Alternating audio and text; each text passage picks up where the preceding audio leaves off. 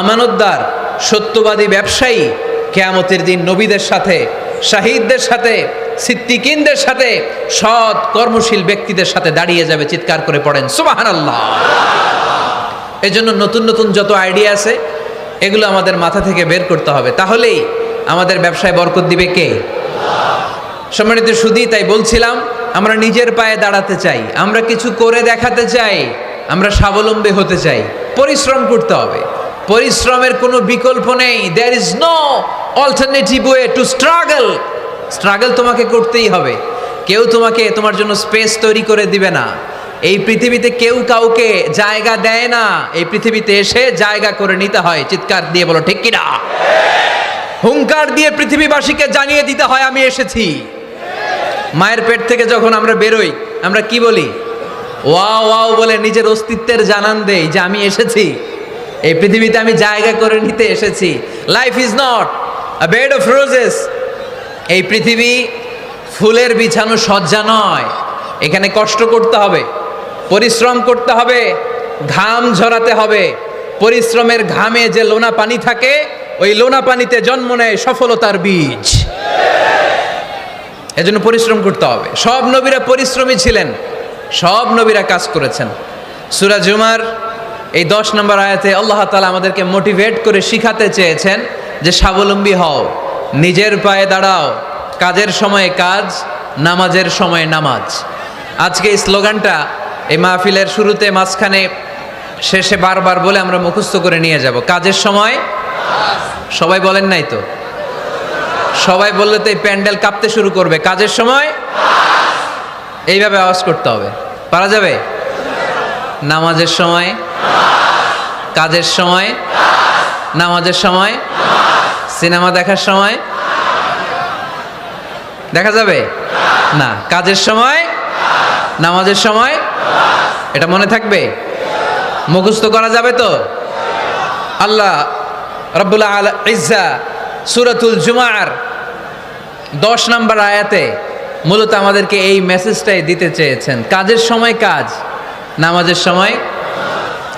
ফাইযা قضيت الصلاة فانتشروا في الأرض وابتغوا من فضل الله واذكروا الله كثيرا لعلكم تفلحون سبحان الله পড়েন আল্লাহ বললেন যখন তোমাদের নামাজ শেষ হয়ে যায় ফাইদা কুদিয়াতিস সালাত যখন সালাত শেষ হয়ে যায় ফান্তাশিরু ফিল আরদি জমিনে ছড়িয়ে পড়ো ওয়াবতাগু মিন ফাদলিল্লাহ আল্লাহর দেয়া ফজল তালাশ করো রিজিক তালাশ করো ওয়াযকুরুল্লাহ কাসীরান আল্লাহর জিকির বেশি বেশি করো লাআল্লাকুম তুফলিহুন তোমাদেরকে সফল বানায়া দিবে কে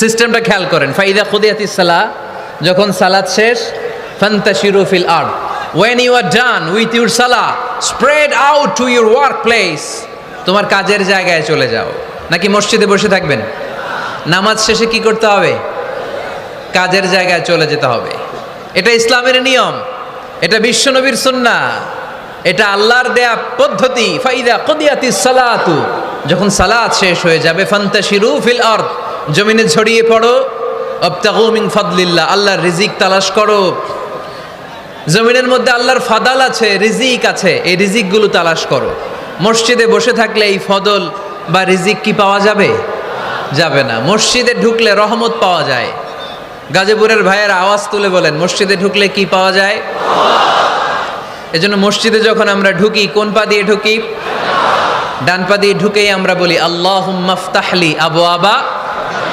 রাহমাতিক ও Allah open for us the door of your mercy Allah আমাদের জন্য আপনার সব রহমতের দরজাগুলো খুলে দেন কারণ মসজিদে ঢুকলেই রহমত দেয় কে আর মসজিদ থেকে যখন বের হই তখন রহমত নয় তখন পাওয়া যায় ফদল যে ফদলের কথা আল্লাহ ইয়াতে বললেন ওয়াবতাগু মিন ফাদলিল্লাহ এই ফদল মানে হচ্ছে রিজিক তাই মসজিদ থেকে যখন বেরোই কোন পা দিয়ে বেরোই আর কি দোয়া পড়ি আওয়াজ করে বলেন আল্লাহুম্মা ইন্নী আসআলুকা মিন ফাদলিক মানে হে আল্লাহ আমি আপনার কাছে আপনার ফদল চাই রিজিক চাই দুনিয়ার কেউ রিজিক দিতে পারে না, রিজিক দিতে পারে কে?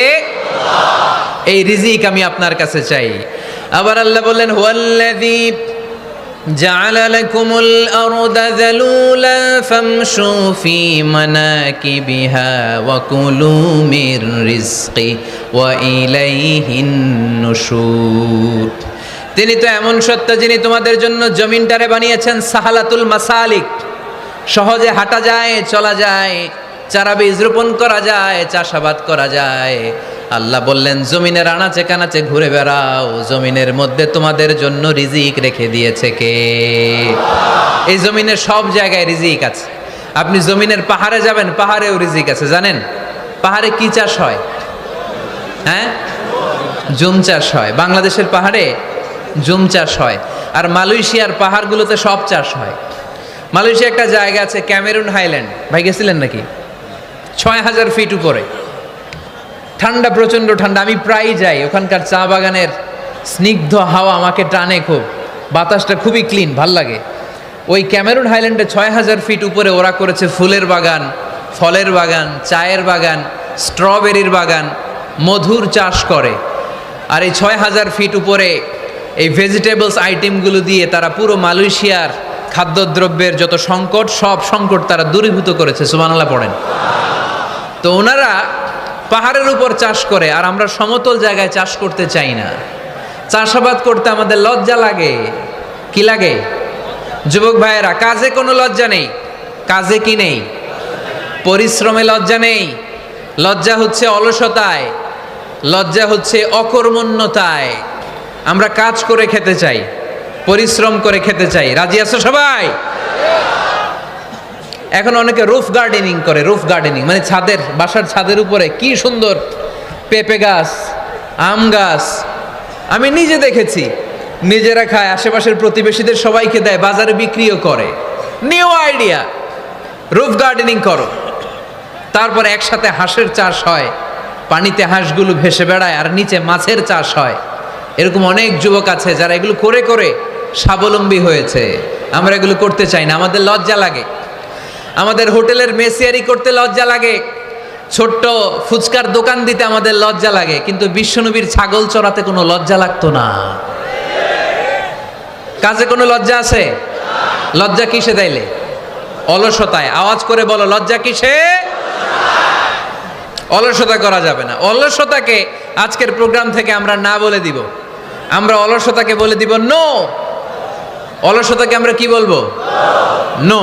আমরা অলস হতে চাই না, আমরা খেটে খেতে চাই, ঘাম ঝরাতে চাই। পরিশ্রমের ঘামের লোনা পানিতে জন্ম নেয় সফলতার বীজ। আমরা সফল হতে চাই, ঠিক কিনা? এজন্য অলসতা করা যাবে না, কাজ করতে হবে। আল্লাহ রাসূল সাল্লাল্লাহু আলাইহি ওয়াসাল্লাম এবং সাহাবারা আমাদেরকে কাজের প্রতি উৎসাহিত করেছেন। সাইয়েদনা ওমর ফারুক রাদিয়াল্লাহু তাআলা আনহু, নাম শুনেছেন? কত নাম্বার খলিফা? সবাই বলেন। 1 নাম্বার খলিফার নাম কি? 2 নাম্বার খলিফার নাম? 3 নাম্বার? 4 নাম্বার?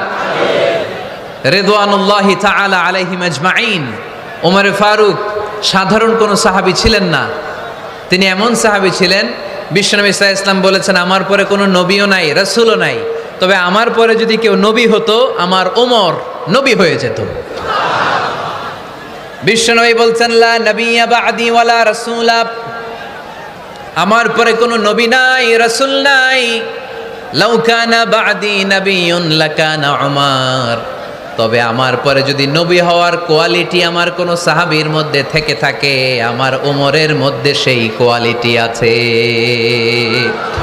প্রভু তুমি বলেছ রাসূল দেবে না, বলনি দেবে না ওমর, বলনি দেবে না হামজা তারি, খালিদ বিজয় সমর। প্রভু তুমি বলেছ রাসূল দেবে না, বলনি দেবে না ওমর, বলনি দেবে না হামজা তারিক, খালিদ বিজয় সমর। প্রভু তুমি বলেছ রাসূল দেবে না। সুবহানাল্লাহ পড়েন। ওমর ফারুক রাদিয়াল্লাহু তাআলা আনহু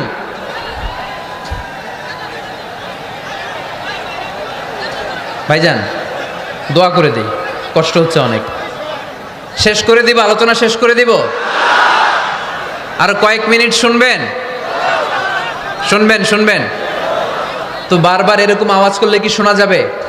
এই ছেলেরা, এই অডিও শোনো না তোমরা? অডিওতে চেহারা দেখা যায় নাকি? বসো, তোমরা অডিও শুনবে, এরা ভিডিও দেখবে। বসো, আওয়াজ নাই। আমি শুরুতেই বলেছি কানগুলো খরগোশের মতো খাড়া করে শোনো। অডিও রেকর্ডের মধ্যে কি চেহারা দেখা যায়? এখানে যারা দেখতে পান ওই দিকে তাকা, ওই যে ওখানে প্রজেক্টর আছে, আওয়াজ করা যাবে না। আলোচনার মাঝখানে বক্তাকে এত ডিস্টার্ব করলে বক্তা তার আলোচনার ফ্লো হারিয়ে ফেলে। সে কি বলছিল এটা সে ভুলে যায়। সে মাথার মধ্যে কি কি পয়েন্টস, কি কি মেসেজগুলো শেয়ার করার জন্য সে আগাচ্ছিল এটা সে ভুলে যায়। এজন্য আর কয়েক মিনিট কথা বলবো, আর কষ্ট দিব না আপনাদেরকে, একটু চুপ থাকবেন। দ্বিতীয় খলিফার নাম কি ছিল? সবাই বলেন, কি নাম? সাইয়েদনা ওমর ফারুক রাদিয়াল্লাহু তাআলা আনহু। ওনারে মুনাফিকরা খুব ভয় পেত। কারা? মুনাফিক চিনেন তো? ভিতরে এক বাইরে আরেক, তার নাম? সবাই বলেন, ভিতরে এক বাইরে আরেক, তার নাম মুনাফিক। ইউযহিরু খিলাফা মা ইউবতিন, আরবিতে কি বলে? ইউযহিরু খিলাফা মা ইউবতিন, প্রকাশ করে একটা, ভিতরে আরেকটা। ভিতরে এক বাইরে আরেক, তার নাম? সবাই বলেন, ভিতরে এক বাইরে আরেক, তার নাম? আমরা কি মুনাফিক হতে চাই? এরা যখন যে সুবিধাজনক অবস্থানে থাকে তখন তার সাথে থাকে। ডান দিকে যে বলে আপনি ভালো, আমি আপনার দলের লোক। বায়ে যে বলে আরে না এটা খারাপ, আপনি ভালো, আমি আপনার দলের লোক। এরকম আছে না নাই? যখন যে ক্ষমতায় তখন তারে তেল মারে। যেদিকে বৃষ্টি আর তুফান ওইদিকে ছাতা ধরে। আছে না নাই? বাংলাদেশে একটা গান চলছিল কিছুদিন, শুনতাম, মধু হই হই বিষ হাবাইলা। সূরাতুল মুনাফিকুনের তাফসীর বোঝানোর জন্য এটা আমার জন্য খুব সহজ ছিল। মধু হই হই বিষ হাবাইলা। বলে মধু, বলে কি? বাটির মধ্যে নিয়ে আসছে, বলে এটা মধু, বলে কি? আসলে এটা কি? জোরে বলেন। আমরা কি মুনাফিক হতে চাই? না। আমরা কি হতে চাই? মুনাফিকরা হচ্ছে এদিকেও যায় না আবার ওদিকেও যায় না, মুযাবযাবিন। They all the time long in dilemma. They don't know where to go. They don't know where to proceed. কোন দিকে যাবে জানে না, ডানেও না বায়েও না। নেহি এদার নেহি ওদার, দারমিয়ান মে সাদার বাদার। এরকম আছে না? না, উপর দিয়া ফিটফাট, ভিতর দিয়া সদরঘাট। সদরঘাট এখনো ফিটফাট হয় নাই। তো এই মুনাফিকের অবস্থা হচ্ছে উপরে ফিটফাট, ভিতরে সদরঘাট। আমরা কি মুনাফিক হতে চাই? কি হতে চাই? মুমিন হতে চাই। এই মুনাফিকের দলগুলো মদিনাতুল মুনাওয়ারাতে ওমরে ফারুককে খুব ভয় পেত।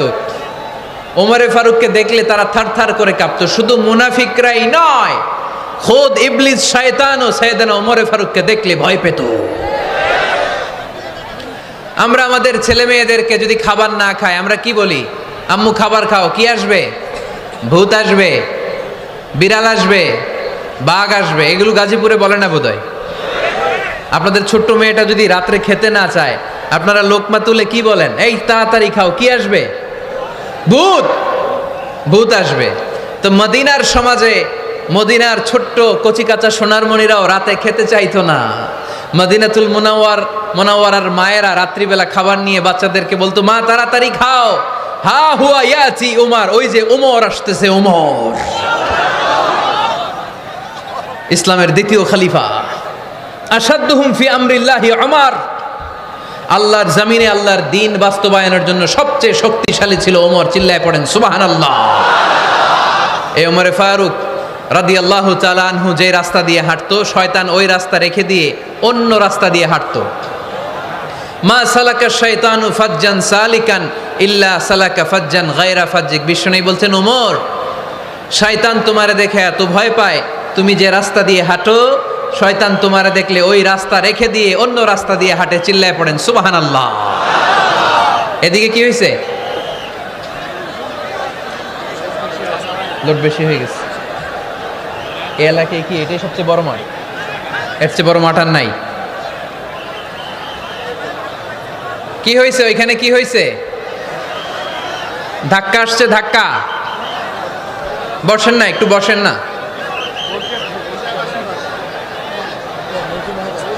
মন্ত্রী মহোদয় আসছে? মন্ত্রী মহোদয় আসতেছে উনি? মাশাআল্লাহ। উনি তো কষ্ট হয়ে যাবে, তো আসবে কিভাবে এদিক দিয়ে? একটু জিকির করি লা ইলাহা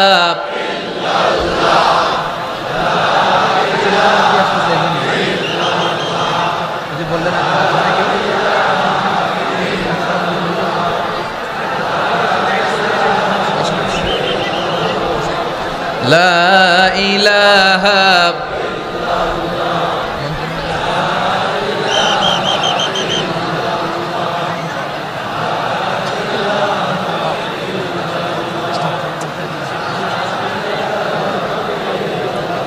সুবহানাল্লাহ আলহামদুলিল্লাহ লা ইলাহা ইল্লাল্লাহ সুবহানাল্লাহ।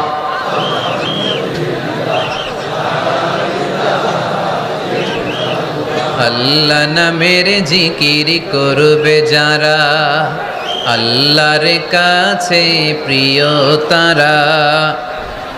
আল্লাহর কাছে প্রিয় যারা, জান্নাতে প্রবেশ করবে তারা। জোরে লা ইলাহা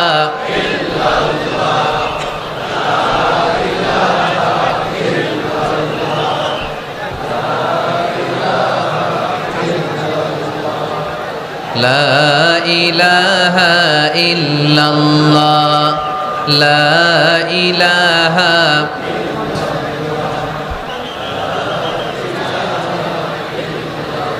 লা ইলাহা ইল্লাল্লাহ মুহাম্মাদুর রাসূলুল্লাহ সাল্লাল্লাহু আলাইহি ওয়াসাল্লাম। সাইয়েদনা ওমর ফারুক মসজিদে নববীর ইমাম। মসজিদে নববীর কি ইমাম? আপনারা শুনতেছেন? এই ছেলেরা বসে যাও, বসে যাও, বসে যাও, বসে যাও। সাইয়েদনা ওমর ফারুক মসজিদে নববীর ইমাম। এদিকে তাকান, আমার দিকে তাকান, আমার দিকে তাকান। উনি প্রত্যেক নামাজের ইমামতি করতে আসতেন মসজিদে নববীতে। জোহরের নামাজে ইমামতি করলেন। ইমামতি করে দেখলেন নামাজ শেষ, সবাই বের হয়ে চলে যায়। এটাই ইসলামের নিয়ম, ঠিক কি না? ফাইদা কুদিয়াতিস সালাতু ফান্তাশিরু ফিল আরদ ওয়াবতাগু মিন ফাদলিল্লাহ। নামাজের সময় খায়া ফেলাইছি। নামাজের সময়, কাজের সময়, নামাজের সময়, কাজের সময়। ফাইদা কুদিয়াতিস সালাহ, যখন নামাজ শেষ হয়, ফান্তাশিরু ফিল আরদ, জমিনে ছড়িয়ে পড়ো। এটা ইসলামের আইন। তার মানে আল্লাহ বুঝাতে চাইলেন নামাজের সময় মসজিদে চলে যাও। নামাজ যখন শেষ হয়ে যাবে, শিক্ষক চলে যাবে স্কুলে, কৃষক চলে যাবে ফসল খেতে, মেম্বার অব দ্য পার্লামেন্ট চলে যাবে সংসদ ভবনে, ব্যবসায়ীরা চলে যাবে শপিং মলে, ঠিক কি না? কাজে চলে যাও। ওমরে ফারুক নামাজের ইমামতি করিয়ে নামাজ শেষ করলেন। সবাই চলে গেল। ইয়ামান দেশ থেকে আসা কিছু লোক গোল হয়ে বসে আছে, জিকির আজকার করে, আবাদত করে। এরা যায় না। এরা কি করে না? যায় না। আসরের নামাজে সাইয়েদনা ওমরে ফারুক রাদিয়াল্লাহু তাআলা আনহু নামাজের ইমামতি করলেন। নামাজ শেষ, সবাই চলে যায়, এরা যায় না। মাগরিবের নামাজের পরেও এরা যায় না। এশার সালাতের পরেও এরা যায় না। এশার পরে উনি ধরলেন, মা বালুকুম মা খাতবুকুম, হোয়াটস রং উইথ ইউ ম্যান? তোমাদের কি সমস্যা? জোহর, আসর, মাগরিব, এশা প্রত্যেক সালাতের পরে সবাই যার যার কাজে চলে যায়, তোমরা যে যাও না? বাড়ি কই? বলি ইয়ামান। তো বসে থাকো কেন? কি করো? কই জিকির করি। কি করি? কি করি?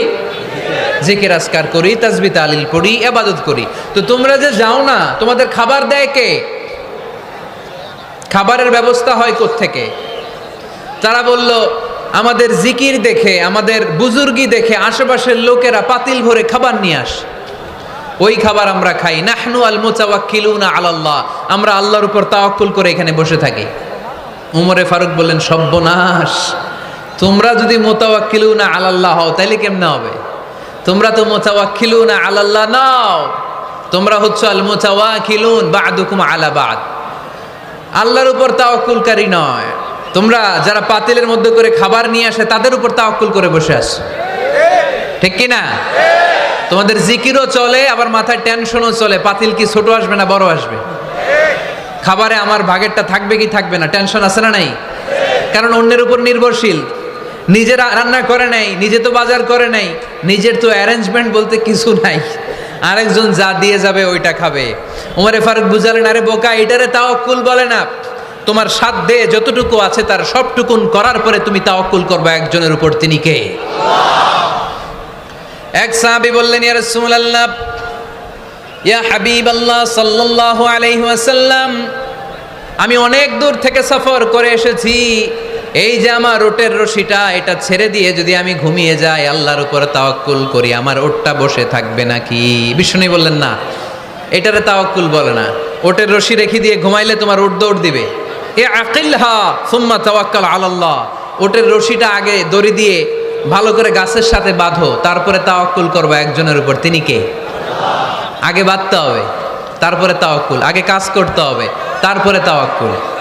এক লোক বড় হুজুরের কাছে দোয়া চাইছে, হুজুর আপনি দোয়া করবেন আল্লাহ যেন আমার একটা ছেলে সন্তান দেয়। কি দেয়? কথা বুঝে নাই বোধ হয়। কি দেয়? ছেলে সন্তান দেয়। তো হুজুর অনেক দোয়া করে দিছে, বড় হুজুর, আল্লাহ তারে তুমি ছেলে সন্তান দিও। তো ছেলে সন্তান হয় নাই। তার পরের বছর এসে আবার হাজির, হুজুর একটু দোয়া করেন আমার জন্য আল্লাহ একটা ছেলে সন্তান দেয়। হুজুর আবার দোয়া করলেন, কিন্তু ছেলে আর হয় নাই। পরের বছর এসে আবার হাজির, হুজুর একটু দোয়া করেন। কি দোয়া করব বাপ? বলে হুজুর দোয়া করেন আল্লাহ যেন আমার একটা ছেলে সন্তান দেয়। হুজুর আবার দোয়া করলেন। এর পরের বছর এসে আবার হাজির, কয় হুজুর ছেলে সন্তান। হুজুরকে ঘটনা কি? ঘটনা কি? এর সন্তান হয় না কেন? বললো বাবা তুমি কি বিয়ে করছো? কয় না। সন্তান হবে কোত্থেকে? আগে তো বিয়ের পর্বটা সার, তারপরে তাওয়াক্কুল করবি কার উপর? বিষ্ণু বললেন, তাগদু খেমাসান তারুহু বেতানান, পাখিগুলোর মতো যদি সকালবেলা তাওয়াক্কুল করে বের হয়ে যাও, প্রতিটা পাখি, আপনাদের গাজীপুর এলাকায় পাখির বাসা আছে নাকি? কি পাখি আছে? বাবুই পাখি, হ্যাঁ কি পাখি? সব আছে। তো এই পাখিগুলো এই গাজীপুরের বিভিন্ন গাছপালার উপরে যে নিড বানিয়েছে বাসা, দেখবেন সকালবেলায় এই পাখিগুলো আল্লাহর উপর তাওয়াক্কুল করে বের হয়ে যায়। এই পাখিগুলো জানে কোন জায়গায় ওর রিজিক আছে। এই পাখিগুলোর রিজিকের ব্যবস্থা করলো কে? সারাদিন শেষে পাখিগুলো আবার ওদর পূর্তি করে এই পাখিগুলোর নিডে ফিরিয়ে দেয় কে? জানে না কোথায় খাবার আছে। আমাদের ফ্রিজ আছে, ফ্রিজ, ডিপ ফ্রিজ, 7 দিনের বাজার করে ডিপ ফ্রিজের মধ্যে খাবার রেখে দেই। পাখিদের ডিপ ফ্রিজ আছে নাকি? আমাদের টাকা বেশি ঘরের মধ্যে হয়ে গেলে ব্যাংকের মধ্যে অ্যাকাউন্টে ফেলে দিয়ে আসি। পাখিদের কোনো ব্যাংক অ্যাকাউন্ট আছে নাকি? আহা, তারুহু তাকদু খিমাসান তারুহু বিতানান, সকালবেলা পাখিগুলো কিচির মিচির আল্লাহর জিকির করে বের হয়ে যায়। বিকেলবেলা প্রতিটা পাখির পেটে খাবার দিয়ে আবার ফিরিয়ে দেয় কে? এটার নাম তাওয়াক্কুল। ওমরে ফারুক বললেন, তোমরা যা করছো এটা তাওয়াক্কুল নয়। নামাজের পরে বের হয়ে যাবা, আল্লাহর জমিন যে আবাদ করবা, কৃষি কাজ করবা, ব্যবসা করবা, বাণিজ্য করবা, চাকরি করবা, আবার নামাজের সময় ঘরে আসবা। এর মাধ্যমে তোমার ঘরে যে হালাল রিজিকের ব্যবস্থা আল্লাহ করে দিবে, এটার নাম হলো তাওয়াক্কুল। পড়েন সুবহানাল্লাহ। গোটা জমিনটা আমাদের, গোটা জমিন আমাদের জন্য আল্লাহ দিয়েছেন। যেখানে যাবেন রিজিকের ব্যবস্থা আছে না নাই? আপনাদেরকে শোনাইছি না যে বাংলাদেশের পাহাড়ে কি চাষ হয়? ওখানে জুম রেখেছে আল্লাহ। মালয়েশিয়ার ক্যামেরুন হাইল্যান্ডে আল্লাহ ফলের বাগান, ফুলের বাগান রেখেছে। আবার আপনি সাগরের মধ্যে নামলে রিজিক আছে না নাই? কি আছে? মাছ। সুবহানাল্লাহ কইবেন না? ওয়ালাকাদ কাররামনা বনি আদম ফাহামালনাহুম ফিল বাররি ওয়াল বাহরি ওয়া রাযাকনাহুম মিনাত তাইয়্যিবাত। রব্বুল আলামিন বলেন, আমি পুরো বনি আদমকে সম্মানিত করেছি, জলে স্থলে সব জায়গায় মানব জাতিকে বিচরণের সুযোগ করে দিয়েছি, আর মানুষের জন্য আমি আল্লাহ হালাল রিজিকের ব্যবস্থা করেছি। সুবহানাল্লাহ পড়েন। হালাল রিজিকের ব্যবস্থা আল্লাহ করেছেন। এজন্য everyone should be energetic, everyone should be active. আমাদেরকে অ্যাক্টিভ হতে হবে, এনার্জেটিক হতে হবে, শ্রম করে করে কষ্ট করে করে আমাদেরকে আগাতে হবে। স্রষ্টা আমাদেরকে একটা যুদ্ধে ঠেলে দিয়েছেন, সংগ্রাম করে করে আমাদেরকে বেঁচে থাকতে হয়, ঠিক কিনা? এই জমিনে যখন আমরা এসেছি তখনই আমি সংগ্রাম করেছি। বিশ্বাস করেন, একজন স্বামীর এক ফোঁটা বীর্যের মধ্যে যদি 20 কোটি শুক্রাণু না থাকে, কয় কোটি? আরো জোরে। 20 কোটি শুক্রাণু যদি না থাকে, 20 কোটি বা 2 কোটি শুক্রাণু যদি না থাকে, তাহলে ওই শুক্রাণু থেকে কোনো মানব সন্তান মায়ের পেটে জন্ম নেয় না। তাহলে চিন্তা করেন, ওই 20 কোটি শুক্রাণুর মধ্যে আমি একটা শুক্রাণু, ঠিক কিনা? এতগুলো শুক্রাণু ডিম্বাণুকে আঘাত করে অ্যাক্টিভ হতে চেয়েছিল, ওই 2 কোটির মধ্যে বাকি সবগুলোরে হারিয়ে চ্যাম্পিয়ন হয়েছিলাম সেদিন মায়ের গর্ভে আমি। চিল্লায় বলো ঠিক কিনা? সেদিন আমার হাত ছিল না, সেদিন আমার পা ছিল না, আমার চোখ ছিল না, আমার রেসপিরেটরি সিস্টেম ছিল না, আমার ব্রেন সচল ছিল না, আমার মামা ছিল না, আমার দাদা ছিল না, আমার গায়ে শক্তি ছিল না। ওই কঠিন পরীক্ষায় যদি 2 কোটি কম্পিটিটরকে আমি হারিয়ে বিজয় লাভ করতে পারি, এই জমিনের বুকেও আমার কেউ হারাতে পারবে না। চিল্লায় বলো ঠিক কিনা? আমরা এসেছি বিশ্বকে জয় করার জন্য, জয় করার জন্য। আবার যখন মায়ের পেট থেকে বের হই তখনও আমাকে সংগ্রাম করে বেরোতে হয়। এইখানে তোমরা আমার ছোট্ট সোনামণিরা সিজারে হইছো কারা কারা? দেখি সিজারে, যে হুজুর আমি সিজারে পৃথিবীতে এসেছি। হাত তোলো। কয়েকজন হাত তুলছে, মাশাআল্লাহ, ঠিক আছে, অসুবিধা নেই, হাত নামাও। এটা একটা প্রাকৃতিক নিয়ম, মায়ের পেট থেকে পৃথিবীতে আমরা এইভাবে আসি। কেউ প্রাকৃতিক পদ্ধতিতে আসি, কেউ সিজারে আসি। যারা সিজারে আসছে তারা এই কষ্টটা সহ্য করে নাই, তাদের অন্য ধরনের স্ট্রাগল পৃথিবীতে আসার পরে। কিন্তু আমরা যারা নর্মাল প্রসেসে এসেছি সেই সময়টার কথা খেয়াল করেন। আমাদের দেহের সাইজ অনেক বড়, আমাদের ওজন অনেক বেশি, কিন্তু আমাদের মায়ের যেই অঙ্গটা দিয়ে আমরা পৃথিবীতে এসেছি ওই জায়গাটা বড় সরু। খুব ছোট্ট একটা জায়গা দিয়ে এই বিশাল দেহ নিয়ে আমাকে সংগ্রাম করে আসতে হয়েছে, ঠিক কিনা? এবং এটা ল্যাবরেটরিক্যালি প্রুভড, সায়েন্টিফিক্যালি অ্যাটাস্টেড যে এটা একজন বাচ্চার জন্য, নবজাতক নিউ বর্ন বেবির জন্য খুবই স্বাস্থ্যকর, খুবই হেলদি। কারণ এই ছোট্ট জায়গাটা দিয়ে, মায়ের ওই ছোট্ট অঙ্গ দিয়ে আমরা যে পৃথিবীতে আসি, আমাদেরকে একটা চাপ সহ্য করতে হয়। ওই চাপের কারণে আমার নাকের ভেতরে, কানের ভেতরে যে ধরনের দূষিত গ্লিসারিন আছে, পদার্থ আছে, এগুলো সব বের হয়ে যায়। আর এই প্রচণ্ড চাপটা আমাদের দেহটাকে কর্ম সহিষ্ণু হয়ে গড়ে তুলতে সাহায্য করে। কোন সুবহানাল্লাহ। নিয়ে আসেন, এখানে নিয়ে আসেন, শেষের দিকে। এভিডেভিট নাই, পরে হবে। তাহলে আপনারা দায়িত্ব নিয়ে এভিডেভিট করবেন, শুধু শাহাদা পড়বে আমার হাতে, ঠিক আছে, ফাইন। সেই দিন আমরা স্ট্রাগল করে পৃথিবীর বুকে এসেছিলাম, যেদিন মায়ের পেট থেকে যুদ্ধ করে আমাকে পৃথিবীতে আসতে হয়েছে, ওই দিন আমার কান ছিল? এখনকার মতো কানের শক্তি ছিল? এখন যে হাতে শক্তি, ওই শক্তি ছিল? ওই কঠিন পরিস্থিতিতে যদি আমি সংগ্রাম করে টিকে থাকতে পারি, বর্তমান সময়ে আমাদেরকে কেউ আটকায় রাখতে পারবে না, পারবে না। ইন্নাকা কাদিহুন ইলা রাব্বিকা কাদাহান ফামুলাকি। আল্লাহ বললেন, ও বনি আদম, তোমাকে কষ্ট করতে করতে আমার কাছে আসতে হবে। আবার আল্লাহ বললেন, লাকাদ খালাকনাল ইনসানা ফি কাবাদ। আমি বনি আদমকে, দুনিয়ার সবগুলো মানুষকে কর্মসহিষ্ণু করে তৈরি করেছি। সুবহানাল্লাহ বলেন। কর্মসহিষ্ণু। আমাদের এক একজন মানুষ যে আমরা কতটা কষ্ট আর ধৈর্য সহ্য করতে পারি আপনি কল্পনাও করতে পারবেন না। নর্মাল প্রসেসে আমাদের মা যেদিন আমাদেরকে ডেলিভারি দিয়েছিলেন, তখন আমাদের মা 57 ইউনিট প্লাস। সুস্থ মানুষ ব্যথা সহ্য করতে পারে 45 ইউনিট। কত ইউনিট? কিন্তু আমাদের মা যেদিন আমাদেরকে দুনিয়ার বুকে এনেছিলেন, সেদিন আমার মা, আপনার মা ব্যথা সহ্য করেছিল 57 ইউনিট প্লাস, 57 ইউনিটেরও বেশি। এই ব্যথাটা সাধারণ কোনো ব্যথা নয়। একটা অ্যাক্সিডেন্টে আপনার দেহের 20টা হাড় বা হাড্ডি ভেঙে গেলে যত ব্যথা, তার চেয়েও বেশি ব্যথা। আমার মা সহ্য করেছিলেন। আমার মাকে ওই দিন এই ব্যথাগুলো সহ্য করার তৌফিক দিয়েছিলেন কে? তাহলে কি পরিমাণে কষ্ট সহিষ্ণুতার কর্ম সহিষ্ণুতা নিয়ে যে আমরা জন্মাই আমাদের কোনো ধারণাই নাই। এজন্য আমি প্রায় বলি, ছেলে মেয়েদেরকে সন্তানকে ননির পুতুল করে গড়ে তুলবেন না, ছেলে মেয়েদেরকে কষ্ট সহিষ্ণু করে গড়ে তোলেন। প্রতিকূল পরিবেশে কি করে নিজের অস্তিত্ব জানান দিতে হয় এমন করে আমরা আমাদের মুসলমান সন্তানদেরকে গড়ে তুলবো। চিল্লায় বলেন ঠিক কি না? লাকাদ খালাকনাল ইনসানা ফি কাবাদ। আমি মানুষকে দুঃখ কষ্টের মধ্যে তৈরি করেছি।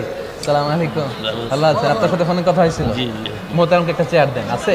দেন দেন, ছোট্ট কি আছে?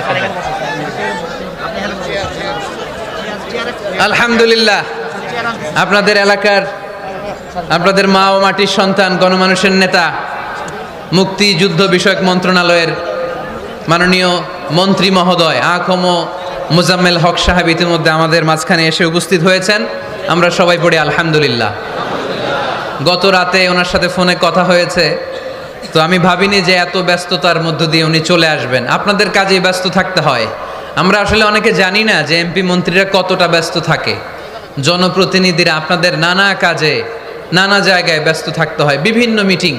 ওই দিন আমি কুমিল্লা জেলার ডিসি সাহেবের সাথে একটা মিটিং ছিল, দেখলাম যে অনেক লোক ওখানে ভিড় করে আছে। আমি যে ছোট্ট একটা সালাম বিনিময় করব, মিটিংটা সার্ব সুযোগী হচ্ছিল না, অনেক ব্যস্ত থাকে ওনারা। তারপরেও ওনাদের ব্যস্তমুখর মূল্যবান সময়গুলো থেকে কিছু সময় আমাদের জন্য দিয়ে আজকের প্রোগ্রামে হাজির হয়েছে। আমরা মোবারকবাদ জানাই। সম্মানিত সুধী, আমরা বলছিলাম কাজের সময়, আরো জোরে বলতে হবে, কাজের সময়, নামাজের সময়, আর ভরসা করতে হবে একজনের উপর, তিনি কে? কাজে কোনো লজ্জা আছে? লজ্জা কিসে? অলসতায়। আমরা অলস হতে চাই না। রসুল বাত্তালে দুঃখানু শয়তান, অলস মস্তিষ্ক শয়তানের আড্ডাখানা।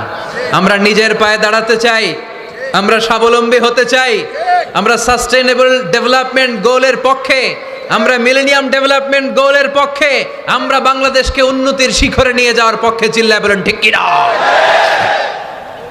আমরা আগে দুনিয়ার কল্যাণ চাই, এটা ইসলামের নিয়ম।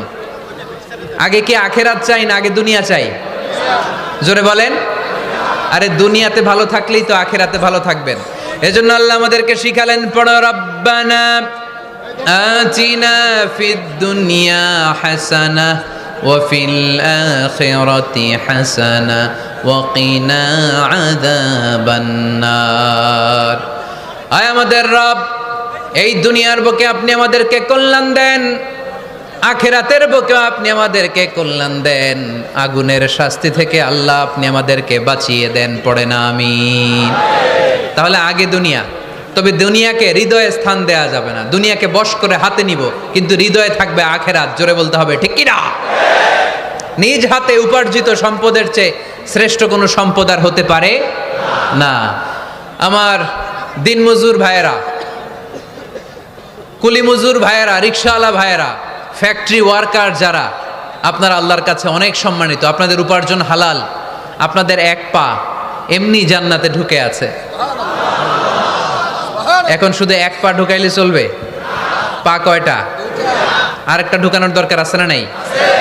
আপনাদের উপার্জন হালাল, আপনারা 5 ওয়াক্ত সালাত পড়বেন, মানুষের হক নষ্ট করবেন না, আব্বা আম্মার দোয়া নিবেন, দ্বিতীয় পাটাও জান্নাতে ঢুকায় দিবে কে?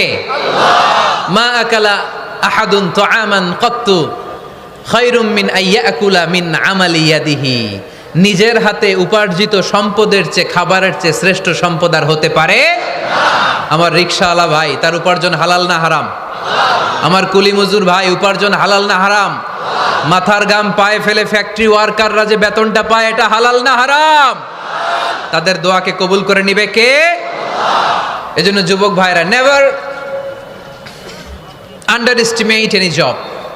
কোনো জবকে, কোনো চাকরিকে ছোট করে দেখার সুযোগ নাই, কারণ আমার উপার্জন হালাল হলেই ওই হালাল উপার্জনে বরকত দিবে কে? Whether it's the small or big, you don't care. এটা তোমার কেয়ার করার দরকার নেই। চাকরি পেলেই একটা ঢুকে যাবা, চাকরি পেলেই ঢুকে যাবা, কারণ আমাদের চাকরির বাজার মন্দা। আমাদের বাংলাদেশ, ভারতে কোন একটা চাকরির জন্য চেয়েছে 8 পাস, ওইখানে অ্যাপ্লাই করে ডক্টরেট ডিগ্রি দাঁড়িয়ে আসে না নাই?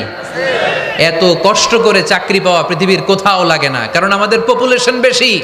তাই চাকরির জন্য আমাদের বসে থাকা লাগবে না, আমাদেরকে উদ্যোক্তা হতে হবে। আমাদের এন্টারপ্রেনার হতে হবে।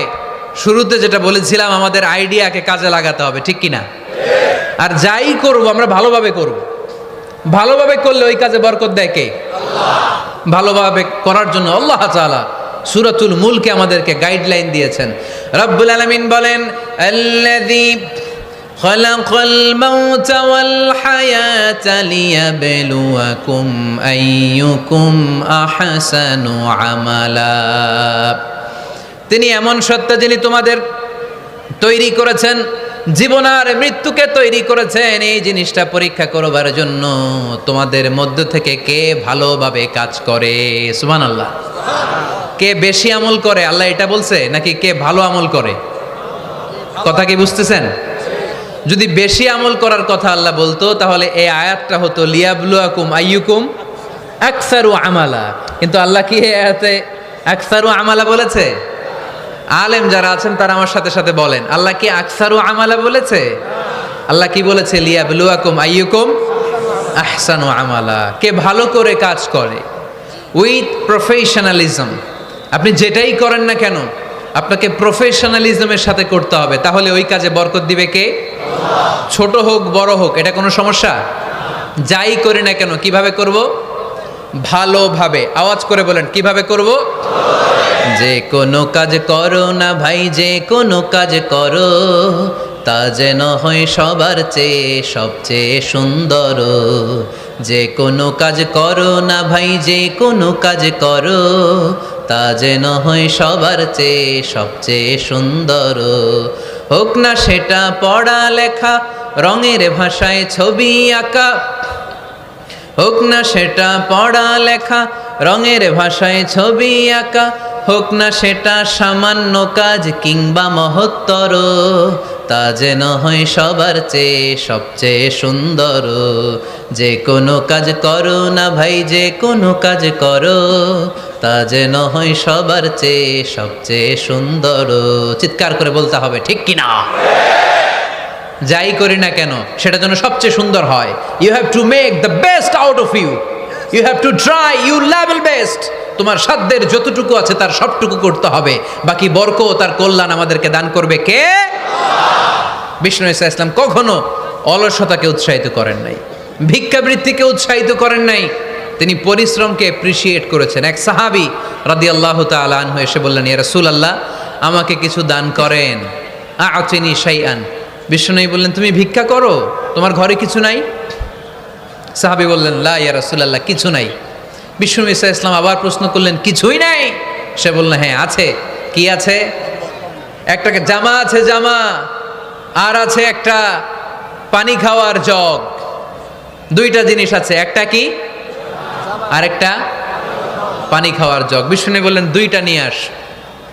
সাহাবী রাদিয়াল্লাহু তাআলা আনহু জামার জগ নিয়ে এসে বিষ্ণু ঈসা ইসলামের হাতে দিলেন। বিষ্ণুনবী জামার জগটা ধরে বললেন, মাইয়াশতারি হাযাইন, কে আছো আমার সাহাবীদের মধ্যে এই দুইটা জিনিস কিনতে চাও? এক সাহাবী দাঁড়িয়ে বললেন, ইয়া রাসূলুল্লাহ ইয়া হাবিবাল্লাহ আনা আশতারি হিমা বিদিরহাম। এই দুইটা জিনিস, একটা জামা একটা পানি খাওয়ার জগ, আমি 1 দিরহাম দিয়ে কিনে নিতে চাই। পড়েন সুবহানাল্লাহ। বিশ্বনবী বললেন, 1 দিরহাম তো কম হয়ে যায়, 1 দিরহামের চেয়ে বেশি দিয়ে কেনার মতো যদি কেউ থাকে একটু হাত তোলো। মাইয়াজিদু আলা যালিক, এর চেয়ে বেশি দাম দিয়ে কেনার মতো কেউ আছো নাকি? আরেক সাহাবী হাত তুলে বললেন, ইয়া রাসূলুল্লাহ ইয়া হাবিবাল্লাহ আশতারিহিমা বিদিরহামাইন, আমি 1 দিরহাম নয় আপনার সম্মানে 2 দিরহাম দিয়ে জিনিসগুলো কিনে নিতে চাই। 2 দিরহাম। বিষ্ণু বললেন, ওকে ফাইন ডান, 2 দিরহামে বিক্রি হয়ে যাবে। দিয়ে দেওয়া হলো। 2 দিরহাম নিয়ে বিষ্ণু ঈসা ইসলাম ওই আগন্তুক ভিক্ষুক সাহাবীর হাতে দিয়ে বললেন, যাও 1 দিরহাম দিয়ে তোমার পরিবার পরিজনদের জন্য খাবার কিনে নিয়ে যাও, আর 1 দিরহাম দিয়ে একটা কুঠার কিনে নিয়ে আসো। কি কিনে নিয়ে আসো? সবাই বলেন। কুঠার চিনেন আপনারা? কুঠার দিয়ে কি করে? গাছ কাটে। ওই সাহাবী আর 1 দিরহাম দিয়ে একটা কুঠার কিনে নিয়ে আসলেন। বিশ্বনবী সাল্লাল্লাহু আলাইহি ওয়াসাল্লাম নিজ হাতে ওই কুঠারের একটা হাতল লাগায় দিলেন। সুবহানাল্লাহ পড়তে পারলেন না মজা করে? হাতল ছাড়া কুঠার ধরা যায়? ধরা যায় না। বিশ্বনবী কাঠের একটা হাতল লাগায় দিলেন। এই হাতলটা দিয়ে বিশ্বনবী বললেন, try to imagine the attitude of the last messenger Muhammad সাল্লাল্লাহু, he change the world for the better and made us better creature. তার নাম কি? কি নাম? হি ওয়াজ মুহাম্মদ সাল্লাল্লাহু আলাইহি ওয়াসাল্লাম। Muhammad, mercy upon mankind, teacher of all mankind, Abul Qasim, Ya Habibi, Ya Muhammad, Ya Shafi'i, Ya Muhammad, Khairu Khalqillahi Muhammad, Ya Mustafa, Ya Imam al-Mursalin, Ya Mustafa, Ya Shafi'al Alamin. পড়েন সবাই। Ya Mustafa, Ya Imam al-Mursalin, Ya Mustafa, Ya Shafi'al Alamin. He taught us to be just and kind and to feed the poor and hungry, help the wafer and the orphan child, and to not be cruel and miserly. His speech was soft and gentle, like a mother stroking her child. His mercy and compassion were most radiant when his smile was Muhammad sallallahu alayhi wasallam. Muhammad, mercy upon mankind, teacher of all mankind, Abul Qasim, Ya Habibi, Ya Muhammad, Ya Shafi'i, Ya Muhammad, Khairu Khalqillahi Muhammad. পড়েন সবাই। Ya Mustafa, Ya Imam al-Mursalin, Ya Mustafa, Ya Shafi'al Alamin, Ya Mustafa, Ya Imam al-Mursalin, Ya Mustafa, Ya Shafi'al Alamin, Muhammad। সুবহানাল্লাহ পড়েন। He was Muhammad sallallahu alayhi wasallam। বিশ্বনবী নিজ হাতে ওই সাহাবীর কুঠারের ভেতরে একটা হাতল লাগাইয়া দিলেন। ঘটনা মনে আছে নাকি নাশিদ শুনে ভুলে গেছেন? ঘটনা মনে আছে সবার? তিনি হাতল লাগাই দিলেন আর বললেন, যাও, গায়ে শক্তি আছে, তাগড়া যুবক, এই কুঠার নিয়ে জঙ্গলে যাও, জঙ্গলে যে কাঠ কাটো, লাকড়ি বানাও, বাজারে যে বিক্রি করো। লা ইয়াহতাতিবা আহাদুকুম হাজমাতান ফি যাহরিহি খায়রুম মিন আই ইয়াসআলা আহাদান ফায়ু'তিয়াহু আও ইয়ামনাহু। যাদের গায়ে জোর আছে, শক্তি আছে, পরিশ্রম করে লাকড়ির বোঝা পিঠে নিয়ে বাজারে বিক্রি করা অনেক ভালো কারো কাছে হাত পাতার চেয়ে। কারণ তুমি হাত পাতলে লোকজন তোমার দিতেও পারে, নাও দিতে পারে, কিন্তু পরিশ্রম কখনো বৃথা যায় না। What is the moral of the story? রাসূল সাল্লাল্লাহু আলাইহি ওয়াসাল্লামের এই প্রফেটিক স্টোরি থেকে আমাদের শিক্ষা কি? বিশ্বনবী বললেন, যাও, কাঠ কেটে নিয়ে আসো। লা উরিদু আন আরাকা 15 আইয়াম, সামনের 15 দিন আমি যেন আমার চোখ দিয়ে তোমার আমার আশেপাশে ঘুরঘুর করতে না দেখি। সাহাবী চলে গেলেন, কাঠ কাটতে আরম্ভ করলেন, বাজারে বিক্রি করতে আরম্ভ করলেন। 15 দিনের ব্যবধানে 10 দিরহাম নিয়ে বিশ্বনবীর দরবারে ওই সাহাবী হাজির হয়ে গেলেন। 10 দিরহাম নিয়ে হাজির হয়ে গেলেন। এসে বললেন, ইয়া রাসূলুল্লাহ, ইয়া হাবিবাল্লাহ, আমি আর দরিদ্র নাই, আমি আর ভিক্ষা করি না, আমি নিজের পায়ে দাঁড়িয়েছি, আমি স্বাবলম্বী হয়েছি, আমি অন্যান্য খেটে খাওয়া মানুষের মতো এখন উপার্জন করে আমার ফ্যামিলির চাহিদা মিটাই। পড়েন সুবহানাল্লাহ। What is the moral of the story? এই প্রফেটিক স্টোরি থেকে আমাদের জন্য শিক্ষা হচ্ছে, বিষ্ণু ঈসা ইসলাম চাইলেই ওই 2 দিরহাম দিয়ে বলতে পারতেন, যাও, এটা দিয়ে খাবার কিনে খাও। দুপুরবেলা খাইতো, রাত্রেবেলায় আবার জাকাতের লাইন ধরতো। কথা কন? তার মানে বিষ্ণু ঈসা ইসলাম কাজের প্রতি উৎসাহিত করেছেন। 2 নম্বর লেসন বা শিক্ষা হচ্ছে, বিশ্বনবী সাল্লাল্লাহু আলাইহি ওয়াসাল্লাম পার্মানেন্ট সলিউশন করে দিয়েছেন, স্থায়ী সমাধান। ঠিক কিনা? আমরা প্রায় জাকাতের শাড়ি দেই, লুঙ্গি দেই, আছে না নাই? আলহামদুলিল্লাহ, আপনাদের গাজীপুরে বোধহয় এগুলো নাইটাই, এখানে নাই, আছে। যদি থেকে থাকে এই ট্র্যাডিশন আপনারা বন্ধ করবেন। জাকাতের শাড়ি বলতে কোনো শাড়ি নাই, জাকাতের লুঙ্গি বলতে কোনো লুঙ্গি নাই, কারণ জাকাতের শাড়ি আর জাকাতের লুঙ্গি যদি আপনি বিতরণ করেন আর সামান্য সয়াবিন তেল আর চাল ডাল যদি আপনি প্যাকেট করে দিয়ে দেন, তাহলে 1 মাস পরে আবার যে সে আরেক জায়গায় জাকাতের লাইনে দাঁড় হয়ে যাবে। চিল্লা এখন ঠিক কিনা? এজন্য আপনাকে পার্মানেন্ট সলিউশনের ব্যবস্থা করতে হবে। আমি সব জায়গায় বলি যে প্রতিটি জেলার বিজনেস ম্যাগনেট যারা আছেন তারা সবাই মিলে একটা জাকাত ম্যানেজমেন্ট প্ল্যাটফর্ম গড়ে তুলুন। সেখান থেকে এমনভাবে জাকাত দিন যাতে মানুষ স্বাবলম্বী হতে পারে। স্বাবলম্বী বানানোর জন্য, দারিদ্র বিমোচনের জন্য জাকাত এসেছে, জাকাতের শাড়ি লুঙ্গি বিতরণের জন্য নয়। আর জাকাতের শাড়ি এত পাতলা, মশারি কি পাতলা, এর চেয়েও পাতলা। দেখছেন কখনো? এটারে একবার ধোয়ার পরে দ্বিতীয়বার পরা যায় না। একবার ধোয়ার পরে শাড়ির দিকে তাকাইলে শাড়ি আমনের দিকে বেশকি মেরা থাকবো। কথা বলেন ঠিক কিনা? এইভাবে শাড়ি লুঙ্গি দেয়া যাবে? এভাবে তো শাড়ি লুঙ্গি বিতরণ করলে যারা লাইন ধরে জাকাত নিতে আসলো এই আল্লাহর বান্দাদেরকে অপমান করা হয়। আর আল্লাহ বললেন ওয়ালাকাদ কাররামনা বানি আদম, আমি পুরো বানি আদমকে সম্মানিত করেছি। ফেরেশতার সম্মান বেশি না মানুষের? বুঝা শোনা বললেন কার? তুমি মাটির আদমকে প্রথম সৃষ্টি করিয়া ঘোষণা করিয়া দিলে শ্রেষ্ঠ বলিয়া, তাই তো নূরের ফেরেশতা করে আদমকে সেজদা। সুবহানাল্লাহ পড়েন।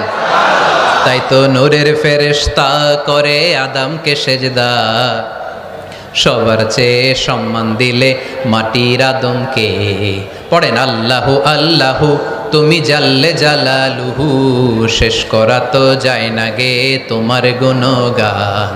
আল্লাহু আল্লাহু সুবহানাল্লাহ পড়েন। আহা, মানুষের মর্যাদা সবচাইতে বেশি।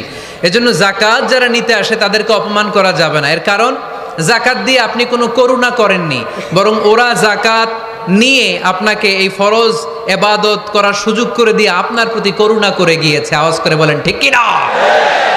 অনেকে মনে করে আমি জাকাত দেই আমি মনে হয় দয়া করছি, আমি মনে হয় করুণা করছি। আচ্ছা, যারা গরিব ওরা যদি জাকাত না নেয় ওর সমস্যা আছে? নিমুনা জাকাত। কিন্তু আমি যদি বলি দিমুনা, আমার খবর আছে না নাই? আমার জন্য দেয়া ফরজ, ওর জন্য নেয়া ফরজ না। তাই আমি দিয়ে করুণা করিনি, ও আমার কাছ থেকে জাকাত নিয়ে জাহান্নামের আগুন থেকে আমাকে বাঁচিয়ে ও আমাকে দয়া দেখিয়েছে।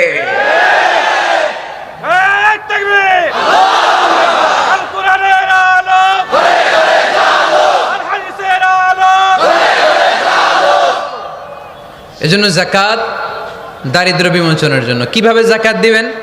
আপনি জাকাতের টাকা দিয়ে খেয়াল করবেন, একটু ক্রস চেক করে নিতে হবে, ডবল চেক করে নিতে হবে। যেই ফ্যামিলিতে জাকাত দিবেন কর্মক্ষম উপার্জনের মতো করতে পারে এরকম ছেলে আছে কিনা, থাকলে ওর একটা অটো রিক্সা কিনে দেন, সিএনজি কিনে দেন। ওই সিএনজি চালিয়ে ওর ফ্যামিলিটা দিব্যি চলে যাবে, ঠিক কিনা? ওর একটা অস্ট্রেলিয়ান গাভী কিনে দেন, ওই গাভীর দুধ বিক্রি করে ফ্যামিলিটা স্বাবলম্বী হয়ে যাবে, ঠিক কিনা? লক্ষ্মীপুরে আমি ওয়াজ করলাম, বলল হুজুর আমরা এইভাবে একটা জাকাত ম্যানেজমেন্ট প্ল্যাটফর্ম গড়ে তুলেছি, এখানে আমরা টাকা জমিয়ে জমিয়ে আমাদের এলাকার যে সমস্ত ছেলেগুলো কর্মক্ষম তাদের ঘরে টাকা পয়সা নাই, আমরা জাকাতের টাকা দিয়ে ওদেরকে প্রবাসী বানিয়ে দেই, বিদেশে পাঠিয়ে দেই। ওর কষ্টা অর্জিত সম্পদ দিয়ে ওর ফ্যামিলি এখন দেদারসে চলছে, কোনো জাকাতের লাইনে যে তারা নিজেদেরকে আর অপমান বোধ করছে না। এইভাবে জাকাত দিতে হবে। দিলটার একটু খোলেন, হাতটার একটু খোলেন, তাহলে হৃদয়টারে খুলে দিবে কে? দে জাকাত, দে জাকাত তোরা দে রে জাকাত, দে জাকাত, দে জাকাত তোরা দে রে জাকাত, তোর দিল খুলবে পরে আগে খুলু খাত, দে জাকাত, দে জাকাত তোরা দে রে জাকাত। পড়েন আমিন। এই জাকাতের মাধ্যমে আমরা আমাদের বাংলাদেশকে স্বাবলম্বী করতে চাই। রাজি আছেন সবাই? সংঘবদ্ধ প্রচেষ্টায় জাকাত আদায় করতে রাজি আছেন? বিশ্বনবী সাল্লাল্লাহু আলাইহি ওয়াসাল্লাম চাইলে এই 2 দিরহাম দিয়ে বিদায় করে দিতে পারতেন, কিন্তু বিশ্বনবী সাল্লাল্লাহু আলাইহি ওয়াসাল্লাম তাকে কাজের প্রতি উৎসাহিত করলেন, পার্মানেন্ট সলিউশন দিলেন। এজন্য অলসতার সাথে ইসলামের কোনো সম্পর্ক আছে? আওয়াজ করে বলেন, অলসতার সাথে সম্পর্ক আছে? অলসতাকে যেন আজকে আমরা কি বলে দিছিলাম? ভুলে গেছি? আরো জোরে। অলসতাকে আজকে আমরা নো বলে দিছি। আমরা কর্মক্ষম। আরে অলস তো হয় মুনাফিকেরা, অলস হয় কারা?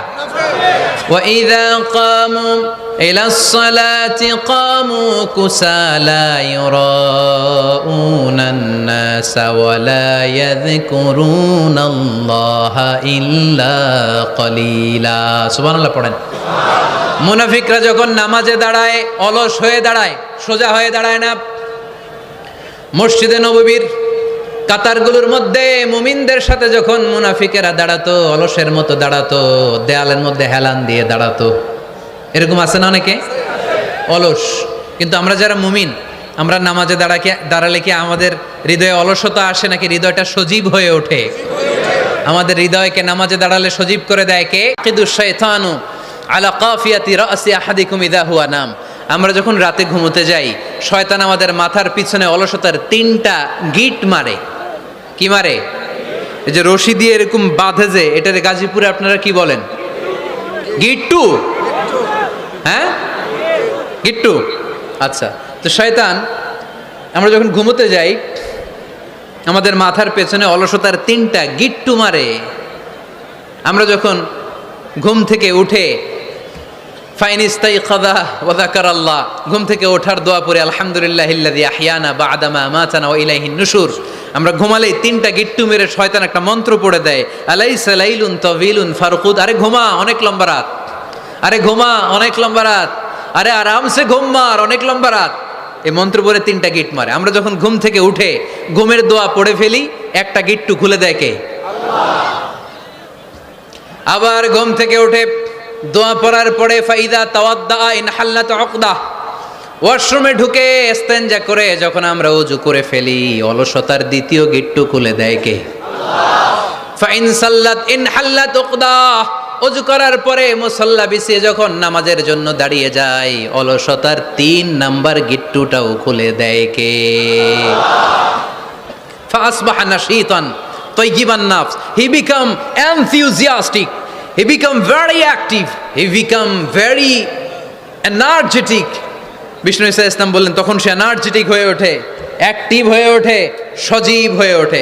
তাহলে সালাত আমাদেরকে অলস বানায় না, সালাতে আমরা সজীব হই। সালাতে অলস হয় যারা মুনাফিক, তারা চিল্লায় বলেন ঠিক কি না?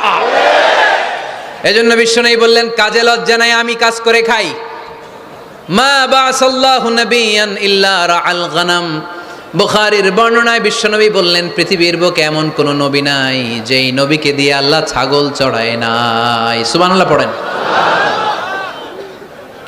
মা বাসাল্লাহু নাবিয়ান ইল্লা রাআল গনাম, ছাগল চড়ায় নাই এমন কোন নবী পৃথিবীতে আসে?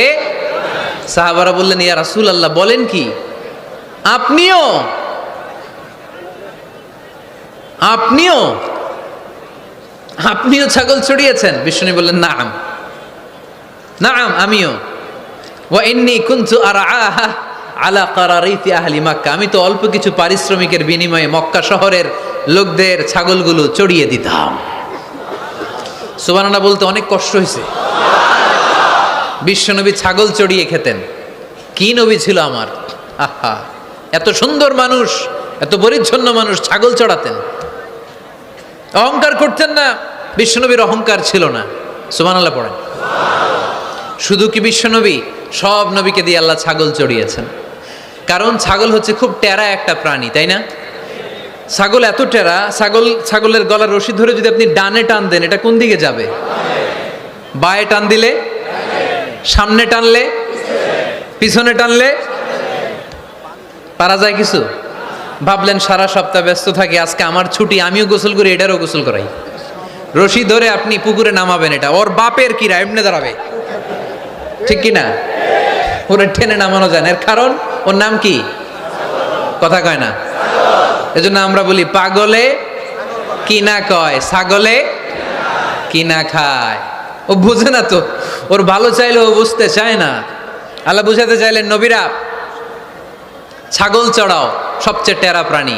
ছাগল চড়ায় তোমাদেরকে ট্রেনিং পিরিয়ড শেষ করছি, কারণ এরপরেও ছাগলের চেয়ে আরেকটা টেরা প্রাণী আছে, মানব জাতি, এদেরকে চড়াইতে হবে। যদিও মানুষ আশরাফুল মাখলুকাত, কিন্তু মানুষের মধ্যে ছাগলের চেয়ে টেরা কিছু আছে না নাই? উলাইকা কাল আনআম বাল হুম আদাল, এরা ছাগল নয়, এগুলো ছাগলের চেয়েও নিকৃষ্ট। চিল্লায় বলেন ঠিক কি না? এমন কোন নবী নাই যেই নবী ছাগল চড়ায় নাই। সুবহানাল্লাহ পড়তে হবে। সব নবীরা কাজ করে খেয়েছেন। সাইয়েদনা আদম আলাইহিস সালাম, ইব্রাহিম আলাইহিস সালাম চাষাবাদও করেছেন। সাইয়েদনা মুসা আলাইহিস সালাম চাষ করেছেন। দাউদ আলাইহিস সালাম নিজ হাতে বর্ম বানিয়েছেন, ছুরি বানিয়েছেন। আওয়াজ করে পড়েন সুবহানাল্লাহ। তাহলে কাজে কোনো লজ্জা আছে? লজ্জা কিসে? আর আজকের মাহফিল থেকে অলসতাকে আমরা কি বলে দিয়েছি?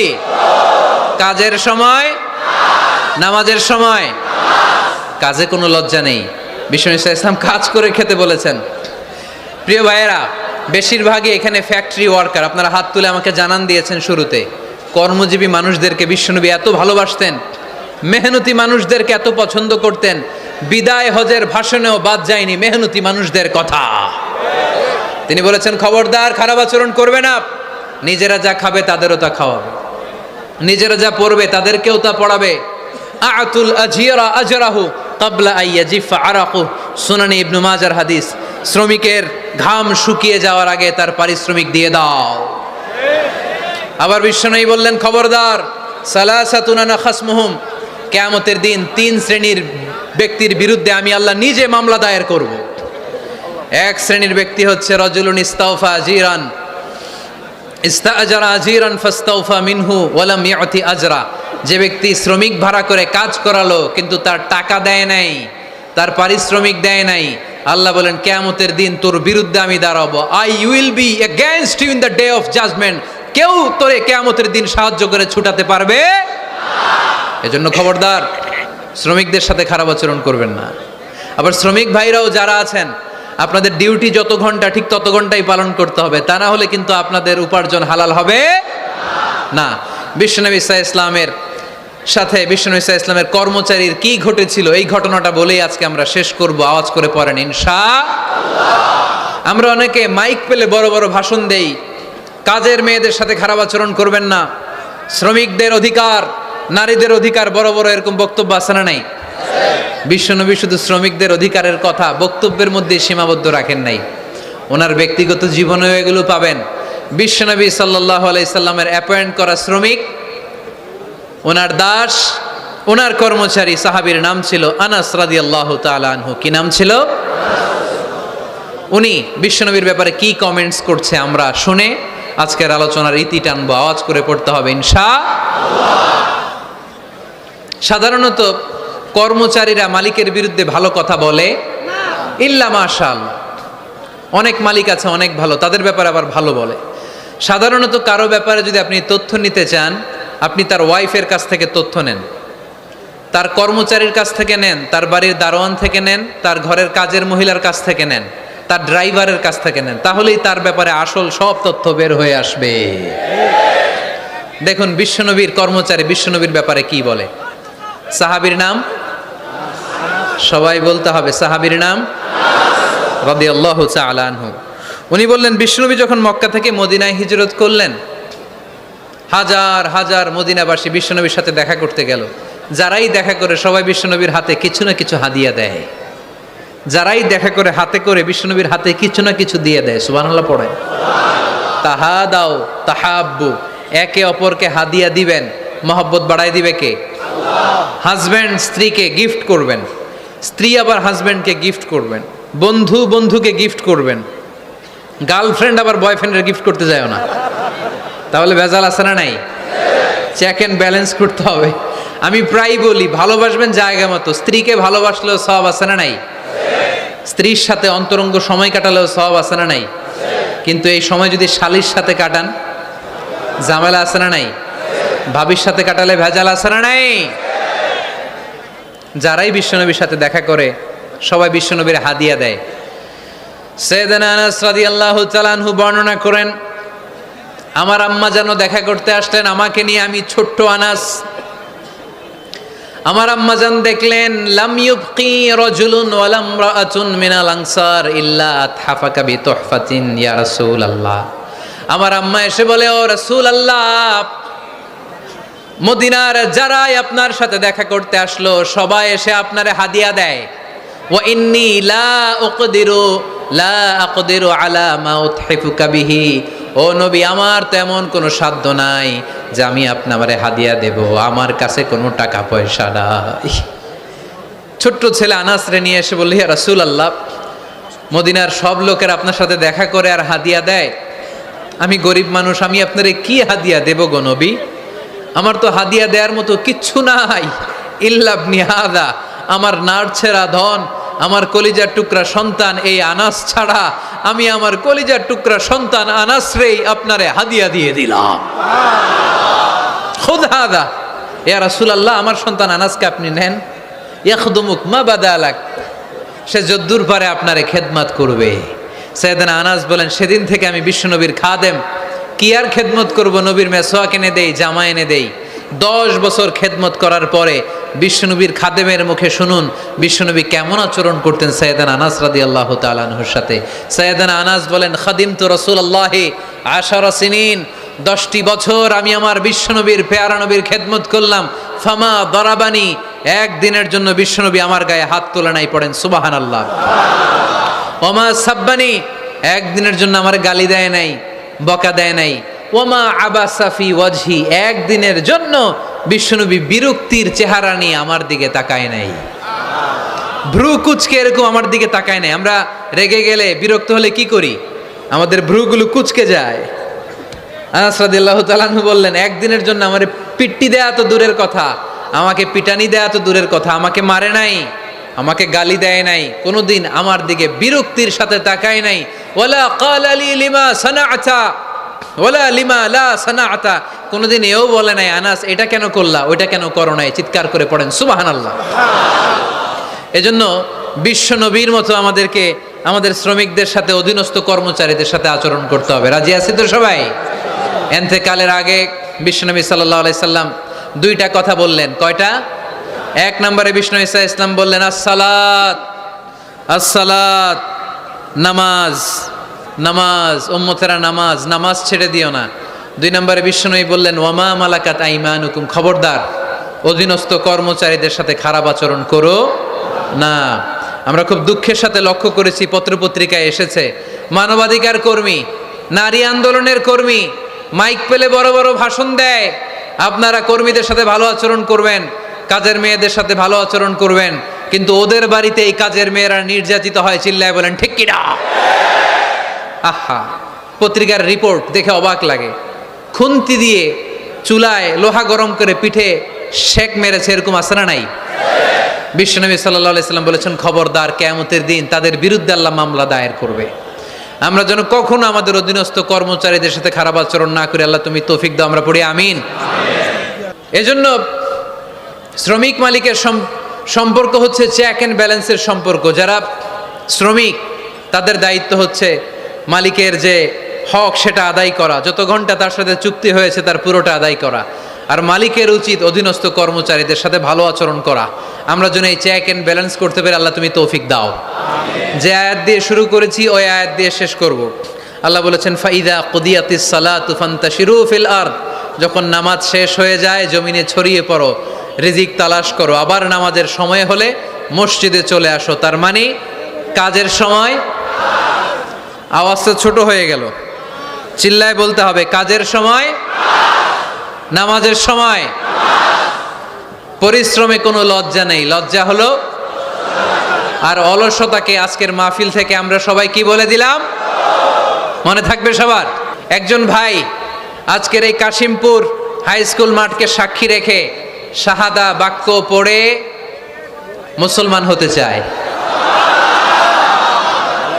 আমরা খুশি না বেজার?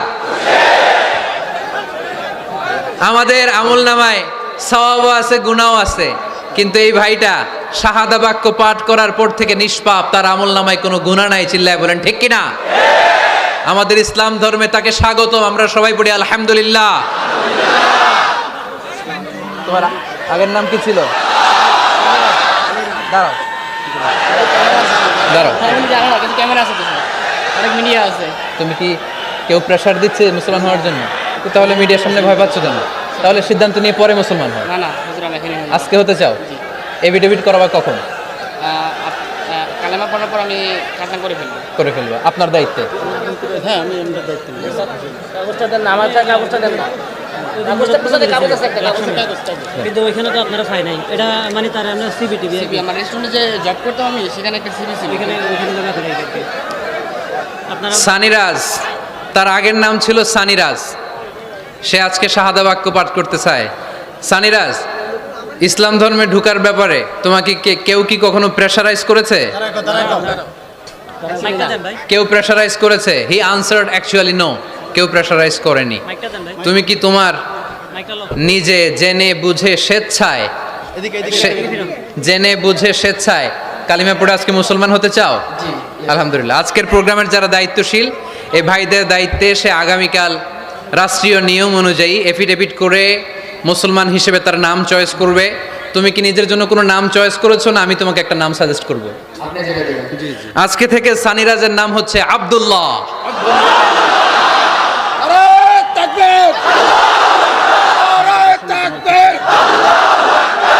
ওই হাতে ধরো। তোমার নেতা বিশ্বনবী মুস্তাফা, বিশ্বনবী মোস্তফা, আমার নেতা তোমার নেতা। তাকবীর। আলহামদুলিল্লাহ, সানিরাইজকে মুসলমান হওয়ার জন্য কেউ প্রেশারাইজ করেনি। এজন্য শাহাদা বাক্য পাঠ করানোর আগে এটা জিজ্ঞেস করা আমি জরুরি মনে করেছিলাম। লা ইকরাহা ফিদ্দিন, ইসলাম ধর্মে কোনো জবরদস্তি নাই। সে কনভিন্সড হয়ে ইসলামের সুমহান ছাতার নিচে, ছায়ার নিচে সে আসতে চায়। সে নাম পছন্দ করেছে আব্দুল্লাহ। আপনাদেরকে সাক্ষী রেখে সে আমার সাথে এখন শাহাদা পড়বে। তুমি পড়ো, আশহাদু আল্লাহ ইলাহা ইল্লাল্লাহ ওয়া আশহাদু আন্না মুহাম্মাদান আবদুহু ওয়া রাসূলুহু। আমি সাক্ষ্য দিচ্ছি যে আল্লাহ ছাড়া কোনো মাবুদ নাই, ইলাহ নাই, উপাস্য নাই। আমি আরো সাক্ষ্য দিচ্ছি নিশ্চয় মুহাম্মাদুর রাসূলুল্লাহ সাল্লাল্লাহু আলাইহি ওয়াসাল্লাম আল্লাহ তাআলার বান্দা এবং প্রেরিত রাসূল। আমরা আওয়াজ করে পড়ব, আল্লাহু আকবার, আল্লাহু আকবার, আল্লাহু আকবার। বারাকাল্লাহু ফিক, বারাকাল্লাহু ফিক। আমার একটা ঘোষণা আছে, ওনার চাকরি আমার ম্যানিফেস্ট লিমিটেড হবে।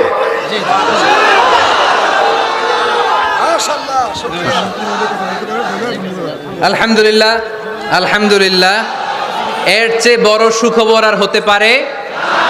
আজকে আমাদের এই মাহফিলটি সার্থক এবং সফল আপনাদের উপস্থিতিতে এবং মাননীয় মন্ত্রী মহোদয়ের উপস্থিতিতে, শত শত মিডিয়া কর্মীদের উপস্থিতিতে এই রাজ, সানিরাজ আজকে আব্দুল্লাহ নাম নিয়ে মুসলমানদের কাতারে শামিল হয়েছে। পড়ি আলহামদুলিল্লাহ। আমরা আব্দুল্লাহকে ইসলামে ওয়েলকাম জানাই। আব্দুল্লাহ আস্তে আস্তে ইসলামের বিধিবিধানগুলো মানবে, শুনবে। এবং আমরা যদি একে অপরকে, এই মাহফিলের মঞ্চগুলোকে যদি নষ্ট না করে, কলুষিত না করে, কোরআন সুন্নাহর আলোকে যুবকদেরকে এভাবে মোটিভেট করতে পারি, সানিরাজের মতো অনেক হিন্দু ভাইরা, আপনারা দেখবেন ইউটিউবের অনেক জায়গায় অনেক হিন্দু ভাইরাও আমার পক্ষে কমেন্টস করে, এরকম আছে না নাই? এটা আমার সৌভাগ্য, এটা আমাদের সৌভাগ্য।